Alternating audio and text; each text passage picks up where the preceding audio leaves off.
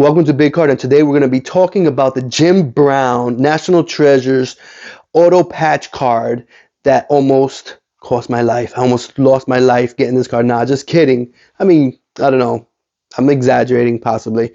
I estimate the card value to be about $400. This is numbered 9 of 25. All right. The scratches are from the case itself, but look, man, this is a nice card. All right. I love this card. One of my favorite cards, and the story behind me getting this card is pretty wild. All right. So take one last look. I'm going to go ahead and put it down. I'm going to sit down and I'm going to tell you this interesting story, and please let me know if I was the one in the wrong or if I was the one in the right. This is something now with the power of YouTube, I can go and ask a bunch of people and you can tell me, back in the days that this wasn't the case. So, all right, so I'm going to go ahead and sit down and you let me know. All right, don't mind the nobody in the camera for a second. All right, so what happens is I just moved to Florida and I wanted to buy a big card. I made a list. I've always had a list of cards. I always, and it rotates. Players come in and out as I buy them, obviously. So what happened was I remember I just had made a list of some really big cards.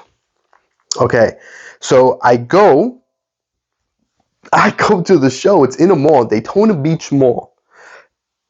I don't know. I'm the first and only time I ever went to a card show at the mall. So I go to the mall, and they have a bunch of booths, a bunch of tables out. Okay, and I remember I had a lot of money on me because you never know what you're gonna find, and you don't want to be, running to the ATM machine. Oh, let me get the $4,000 out or $2,000 out, and that's it. The card is gone. So, so I go, and in worst case, you just redeposit your money in the bank, right? No big deal. So I'm going booth to booth, and so I notice this young man come in, walking around with a box, right? And I'm like, I already know. I peeped him from far. I see him, young man, walking with a box up to where the tables are. I'm like, he wants to sell cards, obviously. I wonder what he has, because I wasn't finding anything in all these booths. And so I'm like, that sucks. I'm gonna get something, but nothing was really making me feel like, oh man, I need to feel connection with a card or what have you. So, you know how it is. I'm a collector, so I'm like, if I see a card, I'm like, yeah, that player, I respect him because of the way he played or X, Y, and Z reason. I want it. I either already had the card or whatever. I wasn't finding anything. So, feeling a little let down, I'm like, I want to make a move on this kid. See what happens when he goes and tries to sell the card. So I positioned myself in a way where I would try to intercept him, but I didn't intercept him. He was able to make it to a booth, and it was the very next booth I was next to. I was like trying to get up to him, and I was like, I didn't want to make it so obvious.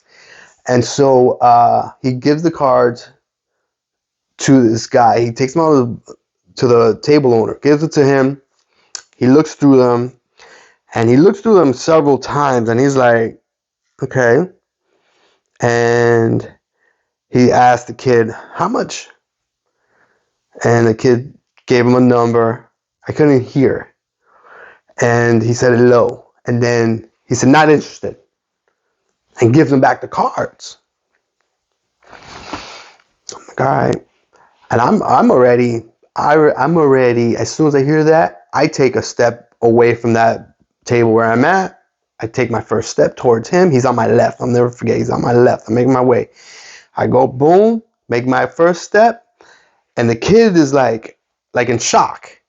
Like, oh man, not interested. And I was like, what do you have?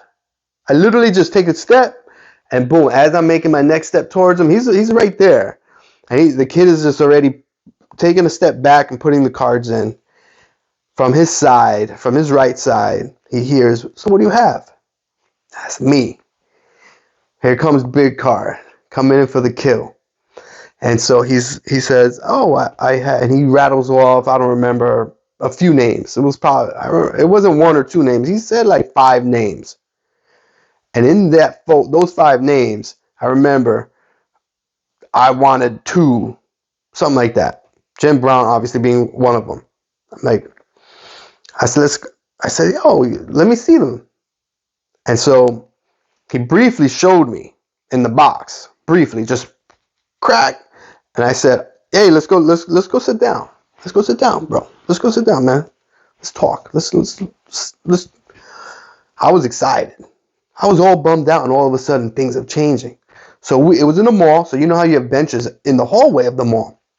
So we go sit down. Now we're in eyesight of the tables, but we're not like right in front of the tables. It was, if I had to guess,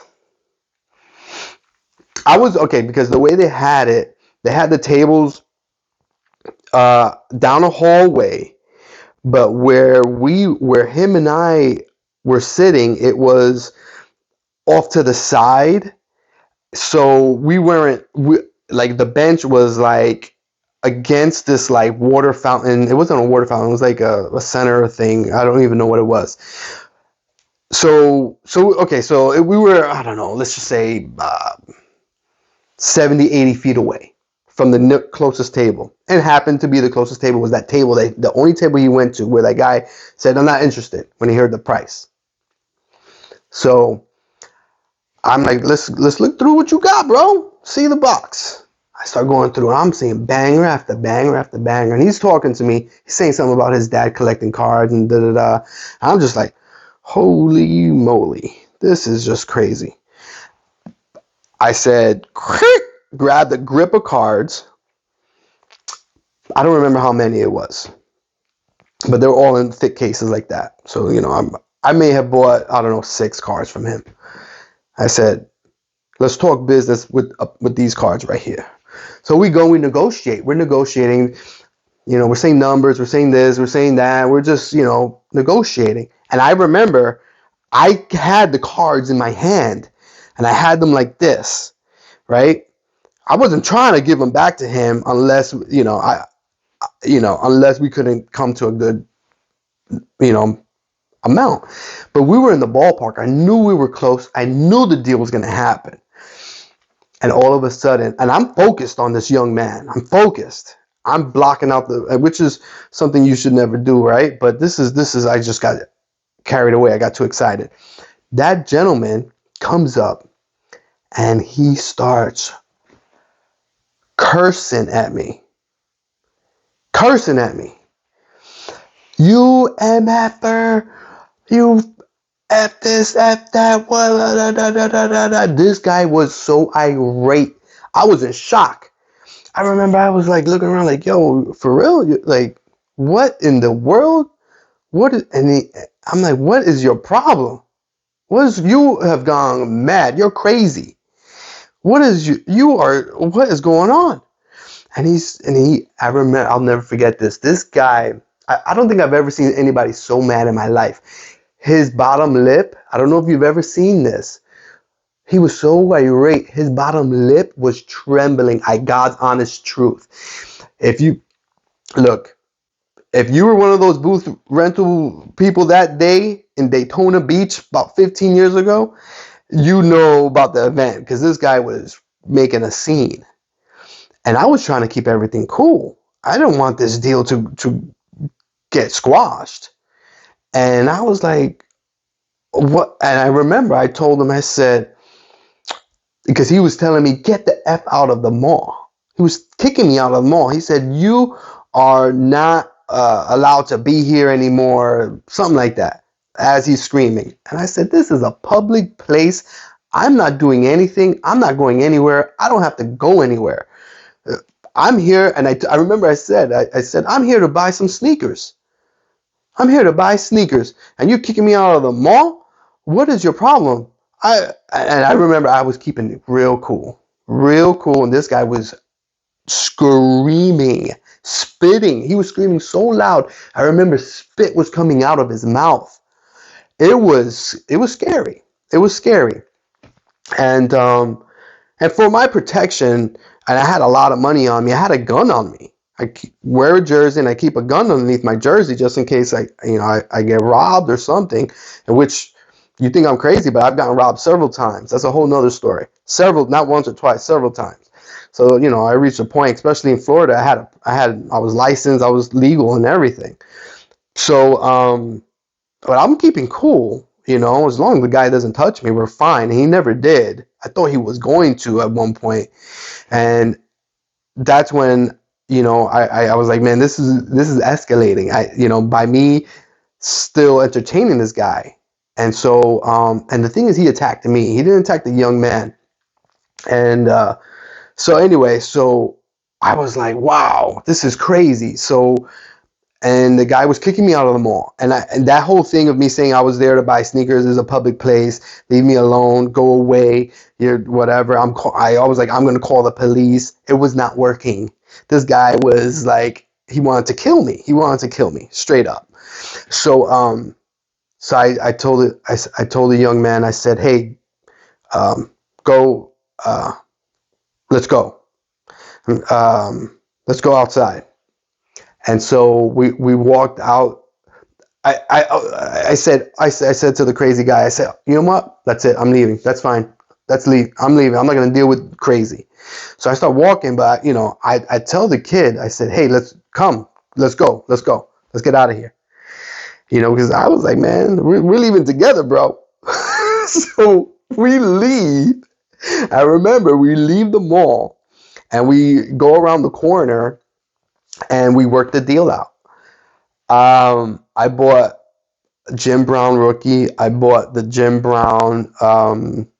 His dad was a big Jim Brown fan. Bought the National Treasures. I don't have the Jim Brown with me anymore.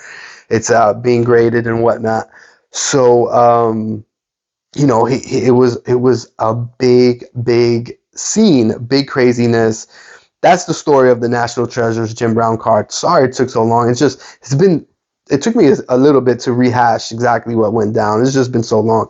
So the point of my story was I the one that was wrong in that story? Should I have gone in private where they don't see me? Because obviously that was a problem.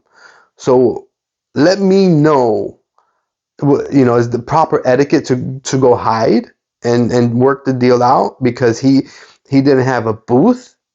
The kid didn't have a booth. I would think that he should have been mad at the kid, but this was an older gentleman, not older, but he was, I don't know, he was probably about 40. He was like me now, he was about me now. So yeah, I don't know. You let me know. What's the proper etiquette when you are visiting a show, and then someone is walking around not owning a table, and you want to work a deal with them? What is the etiquette behind that? That's the one and only time that I've ever bought from someone that didn't have a booth. I don't know.